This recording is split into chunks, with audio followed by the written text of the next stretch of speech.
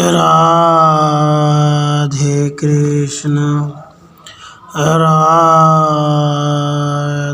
कृष्ण। 21वां सूत्र। श्रुति में दूसरे दृष्टांत देखे जाते हैं, इसलिए भी यही सिद्ध होता है कि परमात्मा की स्थिति प्रतिबिंब की भांति अवास्तविक नहीं है। श्रुति में दूसरे दृष्टांत देखे जाते हैं, इसलिए भी यही सिद्ध होता है कि परमात्मा की स्थिति प्रतिबिंब की भांति अवास्तविक नहीं है।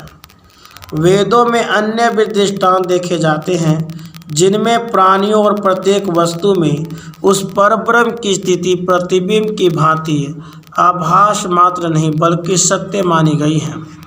इसलिए वह सगुण और निर्गुण दोनों लक्षणों वाला है, इसलिए ही मानना युक्ति संगत है। 22वां सूत्र। प्रकरण में जो ब्रह्म के लक्षण बताए गए हैं, उनकी इयता का श्रुति निषेध करती है, क्योंकि उसके बाद दोबारा कहती भी है। प्रकरण में जो ब्रह्म के लक्षण बताए गए हैं, उनकी इयता का श्रुति निषेध करती है, क्योंकि उसके बाद दोबारा कहती भी है।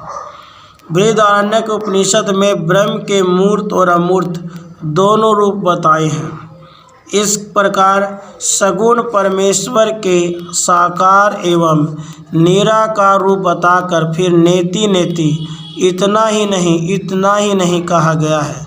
फिर यह बताया गया है कि उस परम तत्व का नाम सत्य का सत्य है। यह प्राण तथा जीवात्मा सत्य है और उसका भी सत्य परब्रह्म है। उसमें बताया गया है कि उस परब्रह्म का जो जड़ अंश है, वह तो उसकी अपरा प्रकृति का विस्तार है, और जो चेतन है वह जीवात्मा रूप उसकी परा प्रकृति है, तथा इन दोनों का आश्रयभूत परब्रह्म इनसे भी श्रेष्ठ है। यहाँ नेति नेति का अर्थ उसकी असीमता बताने के लिए है। इस प्रकार वह सगुण और निर्गुण दोनों लक्षणों वाला है। 23वां सूत्र। क्योंकि श्रुति उस सगुण रूप को इंद्रियों द्वारा जानने में न आने वाला कहती है। क्योंकि श्रुति उस सगुण रूप को इंद्रियों द्वारा जानने में न आने वाला कहती है। मुंडक उपनिषद में कहा गया है, वह परमात्मा न तो नेत्रों से, न वाणी से, न दूसरी इंद्रिय या मन से, न तप से और न कर्मों से ही देखा जा सकता है। इस प्रकार वह निर्गुण निराकार रूप परब्रह्म अव्यक्त होने से इंद्रियों से नहीं जाना जा सकता, किंतु उसका सगुण रूप भी मन और इंद्रियों आदि का विषय नहीं है। उसे भी श्रुति में अव्यक्त कहा गया है। 24वां सूत्र। इस प्रकार अव्यक्त होने पर भी आराधना करने पर उपासक परमेश्वर का प्रत्यक्ष दर्शन पाते हैं। यह बात वेद और स्मृति दोनों के ही कथन से सिद्ध होती है।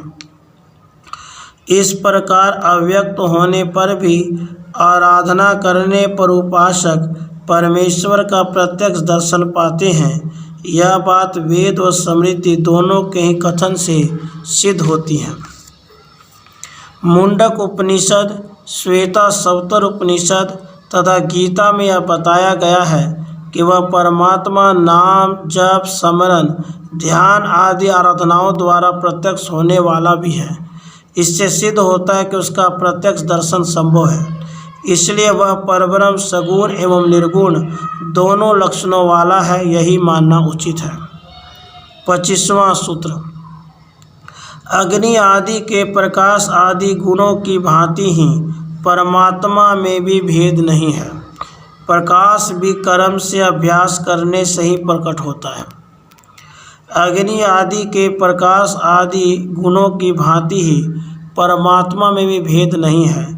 प्रकाश भी कर्म से अभ्यास करने से ही प्रकट होता है।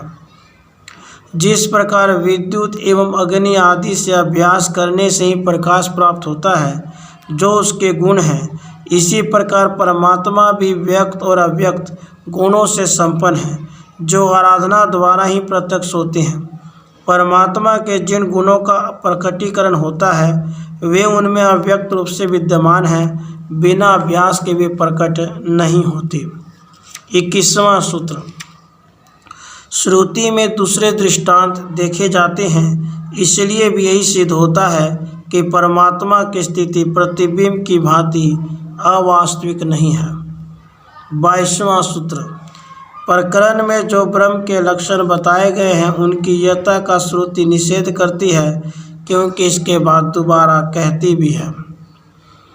23वां सूत्र, क्योंकि श्रुति उस सगुण रूप को इंद्रियों द्वारा जानने में न आने वाला कहती है। 24वां सूत्र, इस प्रकार अव्यक्त होने पर भी आराधना करने पर उपासक परमेश्वर का प्रत्यक्ष दर्शन पाते हैं। यह बात वेद और स्मृति दोनों के ही कथन से सिद्ध होती है। 25वां सूत्र, अग्नि आदि के प्रकाश आदि गुणों की भांति ही परमात्मा में भी भेद नहीं है। प्रकाश भी कर्म से अभ्यास करने से ही प्रकट होता है। राधे कृष्ण, राधे कृष्ण।